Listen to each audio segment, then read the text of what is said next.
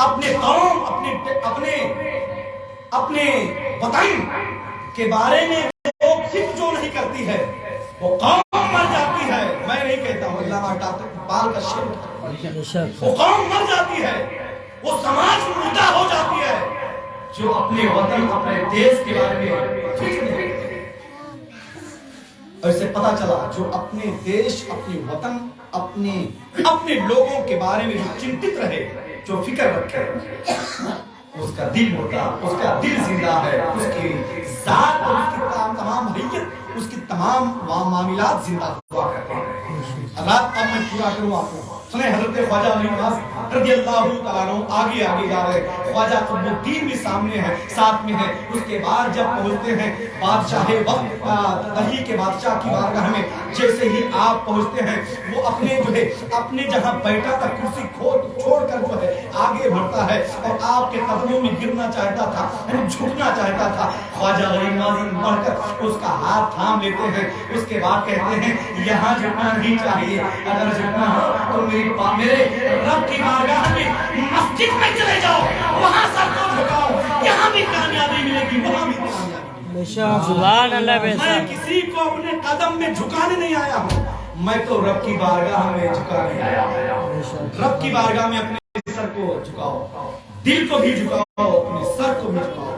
سنو، اللہ اس بچے کو سلامت رکھے. تمام بچوں کو اللہ تعالیٰ معصوم علی اصغر کا صدقہ عطا فرمائے. ان نوجوانوں کو اللہ تعالیٰ حضرت قاسم حضرت علی اکبر کی جوانی کا صدقہ دے. اور تمام ہمارے احباب جو بیٹھے ہیں اللہ تعالیٰ ان کو، ان تمام لوگوں کو حضرت علی شیر خدا کی شجاعت کا صدقہ عطا فرمائے. جو میرے باپ کی عمر کے ہیں، جو اور زیادہ عمر کے، اللہ تعالیٰ ان کو عباس لمبردار کی کٹی ہوئی بازو کا صدقہ عطا فرمائے. اللہ تعالیٰ اس گھر پر رحمتوں کی جم بارش کا فرمائے. تمام خواتین اسلام کو اللہ تعالیٰ حضرت خاتون جنت حضرت زینب حضرت سکینہ کے پردہ کا صدقہ عطا فرمائے. حضرت خواجہ علی نواز رضی اللہ تعالیٰ عنہ جب سے ملاقات کرتا ہے، کہتا ہے کہ التمش بادشاہ، جو وقت کا بادشاہ، کہتے ہیں کہ آپ کو اتنا زحمت کش کرنے کی کیا ضرورت تھی، کیا معاملہ ہے، کیا وجہ ہے آپ کی، آپ آئے اتنی زحمت کر کے. میرے قائد ہیں آپ، میرے رہنما ہیں، بڑی آپ کی ذات ہے، اللہ اللہ کی ولی ہیں، اللہ کے مقرب بنتے ہیں. آپ نے زحمت پیدا کر کے چل کے میرے پاس آپ آئے، میرے دربار. آپ اشارہ کر دیتے، آپ چٹھی بھیج دیتے، میں آ جاتا، آپ قاصد بھیج دیتے، میں آ جاتا، آپ کی دربار میں حاضر ہو جاتے، آپ کی زیارت ہو جاتی. المختصر اس نے کہا حضور آپ آئے، بہت بڑی بات ہوئی، آپ میرے گھر آئے، میں آپ کا درشن ہوا، یہاں تک کہ میرے مقدر کی معراج ہو گئی، میرے پورے پریوار کے لوگوں کی مقدر کی معراج ہو گئی. آقا آپ کیسے تشریف لائے ہیں؟ اللہ اللہ. خواجہ علی نواز نے اشارہ کیا، اس کسان کو آپ جانتے ہو، اس غریب کو آپ پہچانتے ہو؟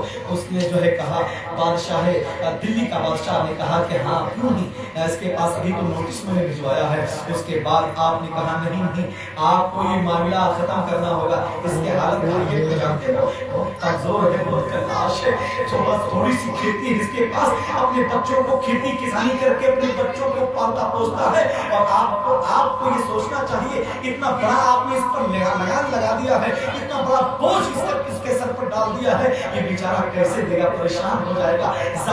ساری زندگی یہ کما کر جو ہے دیتے یہاں تک کہ یہ ختم اس کی عمر ہو جائے گی، لیکن وہ جو ہے لگان جو تم نے لگایا ہے وہ ختم نہیں ہوگا، یہاں تک کہ اس کے بچے بھریں گے. کیوں کسی کو پریشان کرتے ہو؟ اللہ اکبر. دلی کے بادشاہ نے کہا کہ میرے علی نواز آپ بس خاموش ہو جائیں، آپ کی بات میں سمجھ گیا، آپ کو آنے کی یہاں کی کیا ضرورت تھی، وہیں سے آپ کسی کو یہی بات کہتے بھیج دیتے، اس کا کام ہو جاتا. سبحان اللہ سبحان اللہ. مجھے اس کی غربت اور اس کی تمام مجبوریت جو ہے تمام جو ہے کمزوریت نہیں مجھے دکھائی دے رہا ہے. یہاں تک کہ جب آپ آئے، آپ نے پیش کیا تو گویا کہ میں نے کئی لوگوں کے پاس میں نے نوٹس بھیجوایا ہے.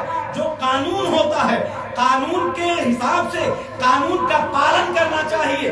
میں نے مجھے جو پرجا نے یہ حکومت جو کرسی دیا ہے, جو یہ ذمہ داری دی ہے, میں نے اسی کے حساب سے سبھی لوگوں کے پاس میں نے نوٹس بھجوا دیا ہے. ان تمام لوگوں میں یہ بھی تھا کہ اس لیے میں نے اس کے پاس بھجوا دیا تھا. اے میرے غریب نواز, آپ آئے بس گویا کہ آپ آج سے اس پر کوئی لگام نہیں ہے, اس پر کوئی معاملہ نہیں ہے, یہ آج سے آزاد ہے. اللہ اکبر. وہ غریب نواز کے قدموں میں گر کر جو ہے اس کے بعد رونے چلا تو آپ نے تھام لیا, اس کی پیشانی کو چوم لیا اور کہا کہ جو ہے یہ معاملہ اچھا ہے, ٹھیک نہیں ہے. اور غریب نواز نے کہا کہ اگر تم جو ہے چومنا چاہتے ہو اور لگنا چاہتے ہو تو قدموں سے نہیں. غریب نواز نے کہا معین الدین کے قدموں میں تمہاری جگہ نہیں, لیکن معین الدین نے کہا آؤ اے کسان تو میرے سینے سے لگ جاؤ, یہاں تیری جگہ ہے. غریب نواز نے کہا تیری جگہ یہاں نہیں, تیری جگہ یہاں ہے, سینے. سبحان اللہ, سینے سے لگاتے ہیں, بڑا خوش ہوتا ہے. سبحان اللہ. میں نے جمعے میں شاید میں نے بیان کیا ہے کہ ایک غریب آدمی آیا تھا اپنے گھر سے, میری ماں بہنیں دھیان سے سنیں, اپنے گھر سے کھانا بنوا کے لایا تھا.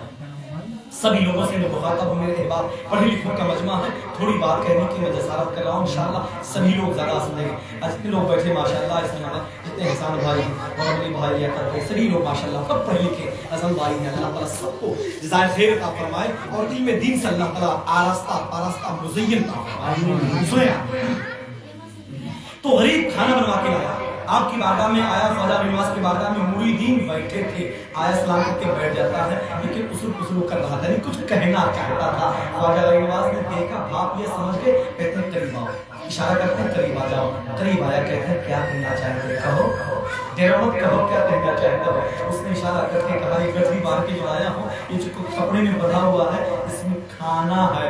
میں غریب ہوں, میں کمزور ہوں, میں بہت غریب ہوں. اے میرے غریب نواز, میں آپ کا مرید ہوں, میں آپ کا جو ہے چاہنے والا ہوں, میں کسان ہوں, اپنے گھر سے کھانا بنوا کے لایا ہوں. میں نے سوچ کر میں چلا ہوں. میرے گھر والے بچوں نے بھی یہی کہا ہے کہ ابو جا تو رہے ہو, غریب نواز کو کھانا کھلا کے تبھی واپس آنا. سبحان اللہ, سبحان اللہ, سبحان اللہ. تو آج میری اچھا ہے کہ آج میرے اس غریب کے کھانے کو آپ کھا لیجیے. سبحان اللہ, میرے سامنے آپ کھا لو تو میرے اس غریب کا دل رہ جائے. اللہ اللہ. غریب نواز نے کہا بس اتنی چھوٹی سی بات ہے.